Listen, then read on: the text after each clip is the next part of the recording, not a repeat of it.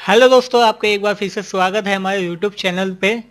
मैं आपका दोस्त मोहम्मद शरीफ फिर से आपके सामने आ रहा हूं हमारी फोर्थ वीडियो के साथ, जो है HVAC design and drafting course के ऊपर। जैसे कि हमने जो लास्ट 3 वीडियो बनाई हैं, तो उसमें जो फर्स्ट वीडियो और जो सेकंड वीडियो थी उसमें हमने कवर किया था जो इंट्रोडक्शन पार्ट था। और इंट्रोडक्शन पार्ट में हमने कोशिश किया था HVAC के बारे में थोड़ा समझने की कोशिश किया था कि HVAC होता क्या है, HVAC के इम्पोर्टेंस क्या है, HVAC जो इंजीनियर होता है उसकी क्या क्या फील्ड होती है, वो किस किस फील्ड में जा सकता है। और इसके कुछ कुछ टर्म्स हमने समझने की कोशिश किए थे, जैसे कि हीटिंग क्या होता है, कूलिंग क्या होता है, और ह्यूमिडिफिकेशन क्या होता है, डीह्यूमिडिफिकेशन क्या होता है। ये सब हमने समझने की कोशिश की थी। और जो हमने जो थर्ड वीडियो बनाई थी, उस थर्ड वीडियो में हमने टॉपिक कवर किया था हमारा एयर कंडीशनिंग साइकिल किस पे काम करता है, और उसके क्या क्या कंपोनेंट्स होते हैं, उन कंपोनेंट्स का काम क्या होता है, ये सब हमने कवर किया था। तो जो स्टूडेंट्स हैं जो जिन्होंने ये वीडियो नहीं देखी है, वो जाके हमारी ये first second and third video को जाके चेक कीजिए। आज हमारी फोर्थ वीडियो है। हम फोर्थ वीडियो में कवर करने वाले हैं हम अपना रेफ्रिजरेशन सिस्टम या रेफ्रिजरेटर, ये क्या होता है, इसके बारे में कंप्लीट डिटेल आज हम समझने की कोशिश करने वाले हैं। तो चलिए बिना देर करते हुए वीडियो को स्टार्ट करते हैं। तो दोस्तों, जैसे कि आपको पता है, आज का जो हमारा टॉपिक है उसका नाम है रेफ्रिजरेटर। तो रेफ्रिजरेटर समझने से पहले हम उसका जो रेफ्रिजरेशन होता है उस टर्म्स को हम समझने की कोशिश करते हैं। तो रेफ्रिजरेशन क्या होता है? Refrigeration is the process of removing heat from one space and transferring it to another space. यानी कि क्या करते हैं, रेफ्रिजरेशन में एक प्रोसेस होता है जिसके अंदर हम क्या करते हैं, जहाँ से हमें हीट रिमूव करनी है वहां से हम हीट को रिमूव करते हैं, उसको ट्रांसफर कर देते हैं टू अनदर सब्सटेंस या अनदर स्पेस में। ठीक है। तो refrigeration is achieve by removing heat at low temperature level and rejecting at a relatively high temperature level. तो रेफ्रिजरेशन प्रोसेस इस तरीके से हम अचीव कर सकते हैं। तो इसको आप समझते हैं। ठीक है, ये तो इसकी होगी डेफिनेशन। अब इसको हम डिटेल में समझते हैं रेफ्रिजरेशन होता है क्या। तो जैसे कि हमें पता है रेफ्रिजरेशन में हमारा मेन पर्पस क्या होता है कि एक हमारा सिस्टम है, उसमें क्या करना है, हमें कूलिंग करनी है। तो कूलिंग करने के लिए हमें क्या करते हैं, वहाँ की जो हीट है उसको ऑब्जर्व करके रिजेक्ट करते हैं ऐसी जगह पे जहाँ पे वो हीट ऑब्जेक्शनेबल नहीं हो, यानी कोई उसका नुकसान नहीं हो। ये हम अचीव करते हैं रेफ्रिजरेशन में। तो जैसे कि हमें पता है बाय द नेचर जो हीट हमेशा फ्लो करती है वो कहाँ से करती है, high temperature to low temperature. But in refrigeration के अंदर हमें क्या करना होता है, हम हीट को ट्रांसफर करवाते हैं कहाँ से, low temperature to high temperature, जिसकी वजह से हमें एक एक्सटर्नल सोर्स की रिक्वायरमेंट होती है इन रेफ्रिजरेशन सिस्टम में। ठीक है दोस्तों, तो जैसे ही मैंने बता दिया आपको what is refrigeration. Refrigeration is achieve by removing heat at low temperature level and rejecting at relatively high temperature level. ठीक है। और बाय नेचर जो हीट फ्लो करता है कहाँ से कहाँ करता है, हमेशा high temperature to low temperature करना होता है। बट इन रेफ्रिजरेशन हमें जो हीट ट्रांसफर करनी होती है वो कहाँ से कहाँ करनी होती है, लो टू हाई टेम्परेचर, जिसकी वजह से हमें एक एक्सटर्नल सोर्स की रिक्वायरमेंट होती है। ठीक है। तो ये था हमारा रेफ्रिजरेशन की डेफिनेशन। चलिए आगे चलते हैं वीडियो में। तो दोस्तों, जैसे कि आपको पता है जो रेफ्रिजरेशन होता है हम काफ़ी पुराने टाइम से हम यूज़ करने आए हुए हैं। जैसे कि जो पहले का टाइम जो होता था वहाँ पे हम क्या करते थे, रेफ्रिजरेशन यूज़ करते थे किस चीज़ के लिए यूज़ किया करते थे, जो हमारा फूड है यानी जो हमारा खाना है वो कभी ख़राब ना हो पाए, तो वहाँ पे हम क्या करते थे, रेफ्रिजरेशन सिस्टम को यूज़ किया करते थे ताकि हमारा फूड कभी ख़राब नहीं हो पाए। तो उसमें हम क्या करते थे, हमारा जो फूड होता है उसके अंदर हम सॉल्ट यानी नमक डालते थे, या फिर उसके ऊपर आइस रखते थे। यानी कि हम क्या करते थे, आइस को जमा करके उसकी आइस जो भी होती थी उसकी हार्वेस्टिंग करने के बाद फूड को उसके अंदर हम रखते थे ताकि वो हमारा फूड खराब नहीं हो सके। लेकिन आज के टाइम में जो हम क्या करते हैं, एक रेफ्रिजरेटर बना देते हैं, तो उसके अंदर हम क्या करते हैं, एक ऐसा हम टेम्परेचर मेंटेन करते हैं, कूलिंग काफ़ी ज़्यादा कूल होता है, जिसके अंदर हम आसानी से फूड को अपने तरीके से सेव कर सकते हैं यानी प्रिजर्व कर सकते हैं। तो ये हमारा रेफ्रिजरेशन होता है। तो जो हमारा रेफ्रिजरेशन होता है उसको हम दो तरीके से हम अचीव कर सकते हैं। एक हमारा होता है नॉन साइक्लिक, एक होता है हमारा साइक्लिक। तो नॉन साइक्लिक जैसे मैंने बताया था, हम क्या करते हैं नॉन साइक्लिक में, हम नॉन साइक्लिक में ये करते हैं, जो भी हमारा खाना है उसके हम चारों तरफ क्या कर देते हैं, आइस आइस रख देते हैं, जिसकी वजह से क्या होता है वहाँ पे कूलिंग हो जाती है और हमारा खाना कभी खराब नहीं होता है, यानी कुछ टाइम तक चलता है, लॉन्गिविटी हो जाती है उसकी। और या दूसरा तरीका होता है साइक्लिक, उसमें हम क्या करते हैं एक ऐसा सिस्टम बनाते हैं जिसके अंदर टेम्परेचर क्या होता है काफ़ी ज़्यादा लो होता है और उसके अंदर हम फूड को, जो हमारा खाना होता है उसको वहाँ पे रख देते हैं, जिसकी वजह से जो हमारा खाना है या फूड है काफ़ी ज़्यादा टाइम तक चलता है। तो ये हमारा रेफ्रिजरेशन होता है। तो इसके कुछ फंडामेंटल्स पार्ट होते हैं, उसको समझने की कोशिश करते हैं हम कि इसके जो फंडामेंटल्स होते हैं वो फंडामेंटल्स क्या होते हैं। तो ठीक है, जो फंडामेंटल्स इसके समझते हैं। तो पहले तो डेफिनेशन जैसे मैंने बता दी थी आपको, इसकी डेफिनेशन क्या होती है। Refrigeration is the process by which heat is remove from low temperature level and rejecting at relatively at high temperature level. यानी कि रेफ्रिजरेशन के अंदर हम क्या करते हैं, जो हमारी हीट होती है उसको रिमूव करते हैं जहाँ पे टेम्परेचर क्या होता है लो होता है, और उसको रिजेक्ट करते हैं कहाँ पर, जहाँ पे टेम्परेचर क्या होता है हाई होता है एज कम्पेयर टू सराउंडिंग। ठीक है, तो दूसरी डेफिनेशन हमारे यहाँ पे देखिए इसकी रेफ्रिजरेशन की, वो क्या देखिए, refrigeration is the process by which heat is remove from a place where it is not required and rejected in a place where it is not objectionable. तो ये सेकंड डेफिनेशन दे रखी है। अब बात करते हैं रेफ्रिजरेशन। जैसे रेफ्रिजरेशन का मेन पर्पस क्या होता है, जो हमारा सिस्टम है वहाँ पे हमें क्या करना है, कूलिंग करनी है। मेन फोकस हमारा कूलिंग पे ऊपर होता है और किसी के ऊपर नहीं होता। लेकिन जैसे मैंने हमारी जो थर्ड वीडियो थी उसके अंदर हमने एयर कंडीशनर के बारे में बात किया था, और जो इसमें हम बात करें रेफ्रिजरेटर, तो इन दोनों के बीच में डिफरेंस समझते हैं कि इन दोनों के बीच में डिफरेंस क्या होता है। जो हमारा एयर कंडीशनिंग होती है उसके अंदर हम कूलिंग और हीटिंग दोनों कर सकते हैं, बट इन रेफ्रिजरेशन या रेफ्रिजरेटर इसके अंदर में जो मेन फोकस होता है वो सिर्फ हमारा होता है कूलिंग के ऊपर। ठीक है, और जो एयर कंडीशनर होती है उसके अंदर हम रेगुलेट करते हैं टेम्परेचर एंड ह्यूमिडिटी, यानी कि वहां पे हमें क्या करना होता है, टेम्परेचर कम एंड ज़्यादा करना होता है अकॉर्डिंग टू रिक्वायरमेंट, और ह्यूमिडिटी जो होती है वो भी हमें कम एंड ज़्यादा करनी होती है अकॉर्डिंग टू रिक्वायरमेंट। तो ह्यूमिडिटी मैंने बता दी थी, वो क्या होती है, the amount of water vapour present in air, यानी कितना अमाउंट ऑफ वाटर वेपर है किसके अंदर, हवा के अंदर, वो डिसाइड करती है कि ह्यूमिडिटी कितनी है। और जो हमारा जो रेफ्रिजरेटर होता है उसमें से हम टेम्परेचर को कंट्रोल करते हैं कि हमें क्या करना है, टेम्परेचर कम करना है। ठीक है, इसके अंदर हम क्या करते हैं, गैस सप्लाई करते हैं। जो हमारा एयर कंडीशनर होता है उसके अंदर हमारा मैन क्या है, गैस सप्लाई करते हैं जो रेफ्रिजरेंट होता है। और इसके अंदर हम क्या करते हैं, इंटरनल केमिकल भी यूज किए जाते हैं, but also air from environment. ठीक है, और इसके अंदर जो ठंडी हवा बनती है, जो हमारा एवापोरेटर यानी इंडोर यूनिट होती है, उसमें जो ठंडी हवा यानी कूल एयर होती है उसको हम क्या करते हैं, हमें जहाँ पे हवा वो कूल एयर रिक्वायर्ड होती है वहां पे हम उसको भेज देते हैं। और जबकि इसके अंदर हम क्या करते हैं, रेफ्रिजरेटर में जो भी हमारा ठंडी हवा होती है हमें अपने सिस्टम के अंदर ही स्टोर करके रखते हैं ताकि वहां का कंडीशन क्या हो सके, कूल हो सके। ठीक है, जैसे यहाँ पे मैंने डायग्राम दिखा रखा है यहाँ पे आपको एयर कंडीशनिंग एंड रेफ्रिजरेटर का। तो यही उसके कुछ फंडामेंटल्स थे, तो हमने समझे जैसे क्या क्या फंडामेंटल्स होते हैं इसके। तो ये मैंने आपको बता दिया इसका फंडामेंटल्स, यानी जो फंडामेंटल लॉ होता है इस पे काम करता है। इसके अंदर हम क्या करते हैं, हीट को रिमूव करते हैं लो टेम्परेचर से हाई टेम्परेचर पे। ठीक है, क्योंकि हमें पता है बाय नेचर जो हीट फ्लो करता है हमेशा high temperature to low temperature heat flow करता है, जिसकी वजह से हमें रेफ्रिजरेटर के अंदर एक एक्सटर्नल सोर्स रिक्वायर्ड होता है, क्योंकि हमें हीट फ्लो कहाँ करवानी है, यानी हीट जो हमें ट्रांसफर करवानी होती है वो करवानी होती है हमें low temperature to high temperature, जिसकी वजह से हमें हमेशा एक मैकेनिकल एक्सटर्नल सोर्स रिक्वायर्ड होती है जो कि हम जनरली यूज करते हैं इसके अंदर, वो होता है हमें कंप्रेसर। ठीक है दोस्तों, हमारी जो नेक्स्ट स्लाइड है वो क्या है, how does a refrigerator work. जो हमारा रेफ्रिजरेटर होता है या जो हमारा रेफ्रिजरेटर सिस्टम है वो कैसे काम करता है।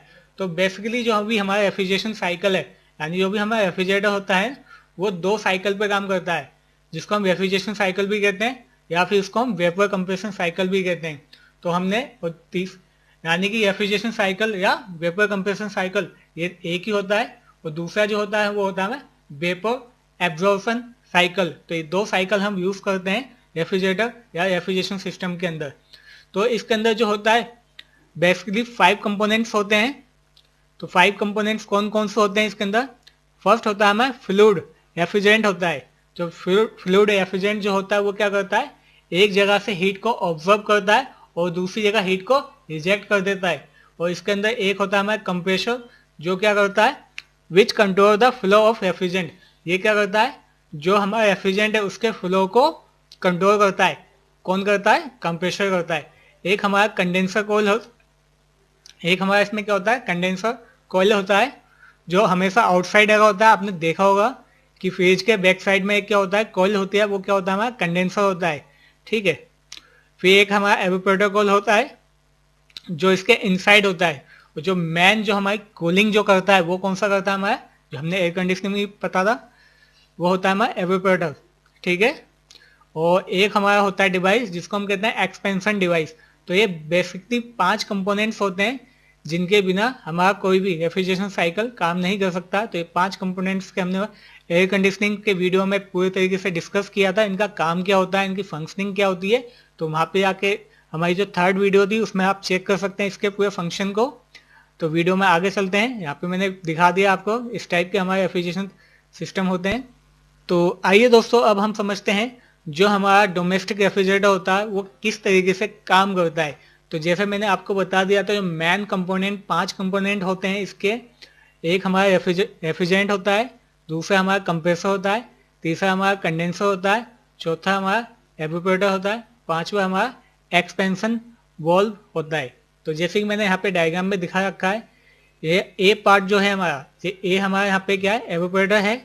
जो बी है वो हमारा कंडेंसर है, सी हमारा कंप्रेसर है, और जो हमारा यहाँ पे डी एक कैपिलरी वॉल्व दिखा रखी है हमने, जिसको हम एक्सपेंशन वॉल्व भी कह सकते हैं। ठीक है।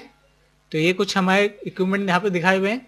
तो इसकी फंक्शनिंग यानी किस तरीके से काम करता है इसको समझते हैं। तो जैसे कि हमें पता था, जो एयर कंडीशनिंग में जो हमारा हार्ट होता है, यानी जो पूरा फ्लो ऑफ रेफ्रिजरेंट को कंट्रोल करता है, वो क्या था, हमारा कंप्रेसर था। कंप्रेसर का काम क्या होता है, वो क्या करता है, जो हमारा low temperature low pressure refrigerant होता है उसको कन्वर्ट कर देता है very high temperature vary high pressure refrigerant vapour में। ठीक है। ये हमारा काम होता था कंप्रेसर का।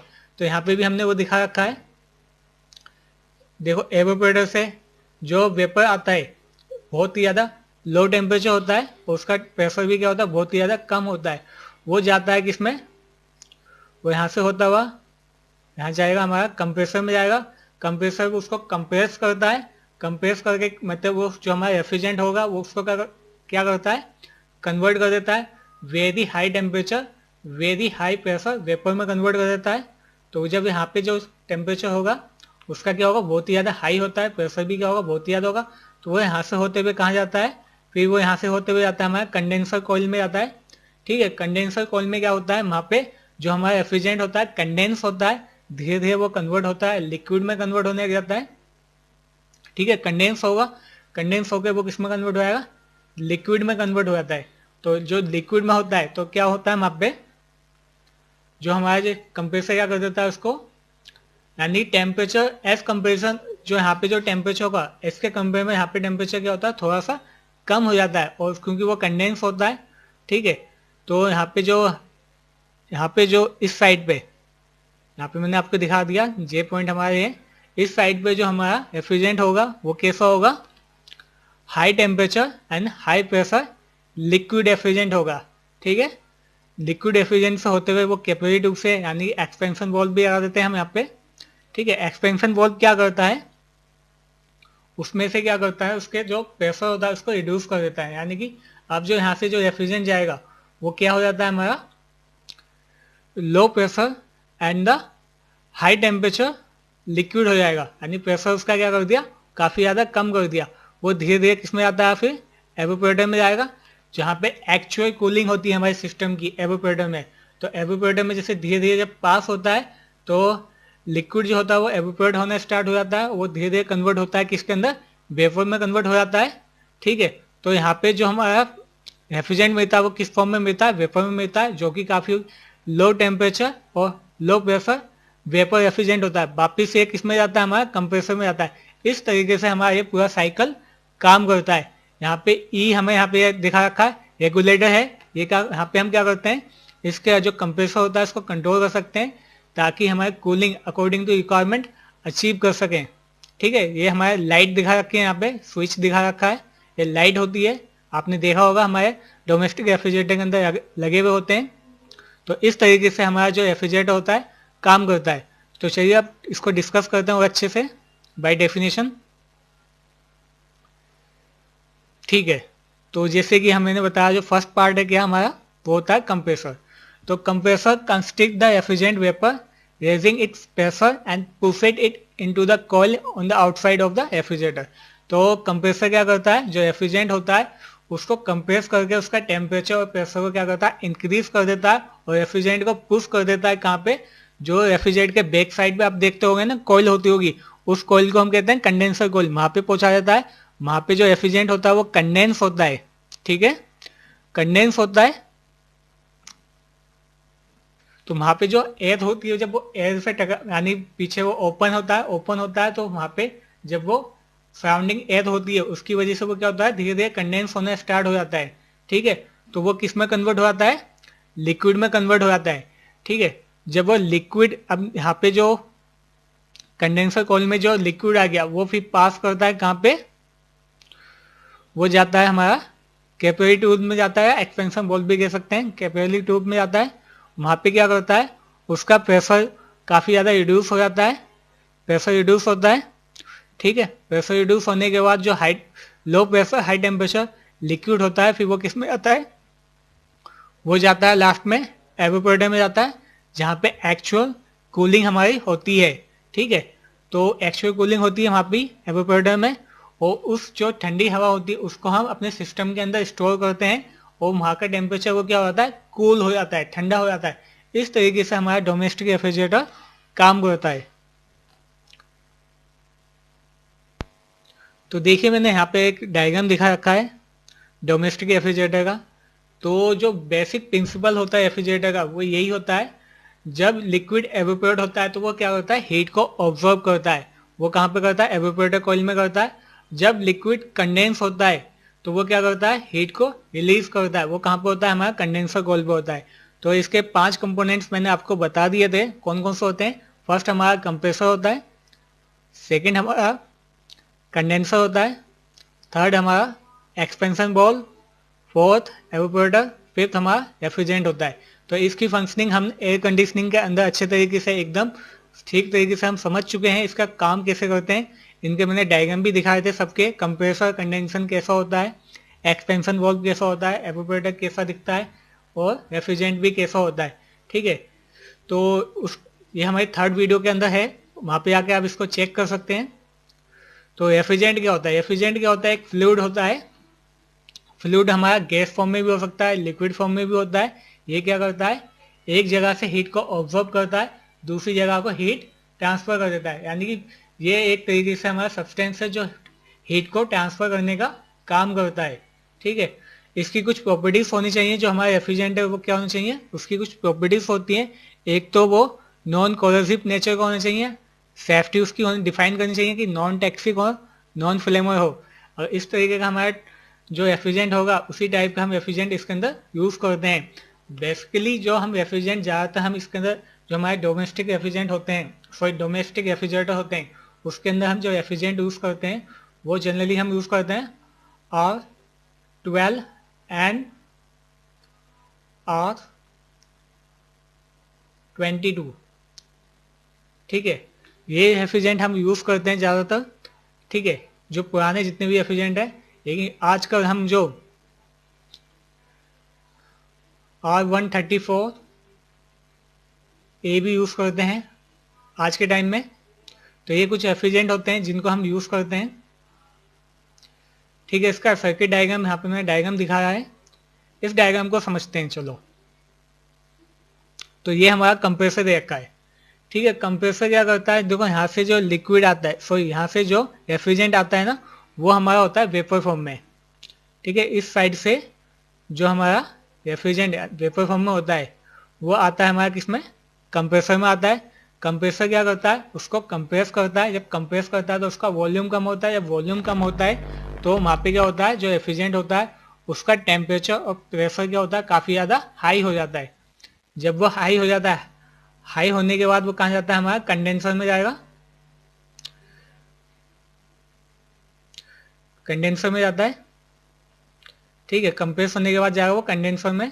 ये मैं दिखा देता हूँ यहाँ पे, ये हमारी कंडेंसर कॉइल है। कंडेंसर कॉइल में क्या होता है, जो एफिशिएंट क्या होता है, कंडेंस होता है। कंडेंस मतलब लिक्विड में कन्वर्ट हो जाता है धीरे धीरे।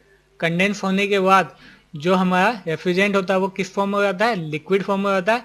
उसका टेम्परेचर और प्रेशर तो हाई होता है, ठीक है। फिर जाता है वो हमारा एक्सपेंशन बॉल में जाता है। एक्सपेंशन बॉल में क्या होता है, वो high temperature low pressure refrigerant में कन्वर्ट हो जाता है। फिर वो जाता है हमारा एवोपरेटर, जो हमारा इंडोर में होता है, इनसाइड होता है इसके रेफ्रिजरेटर के। वहाँ पे क्या होता है, वो धीरे धीरे एवोपरेट हो जाता है। तो जैसे ही हमने पता किया, जब वो रेफ्रिजरेंट एवोपरेट होता है तो वो क्या करता है, वहाँ की जो सराउंडिंग है उसकी हीट को क्या करता है, वो ऑब्जॉर्व करता है। हीट को ऑब्जर्व कर देता है और सराउंडिंग को क्या कर देगा, वो कूल कर देगा।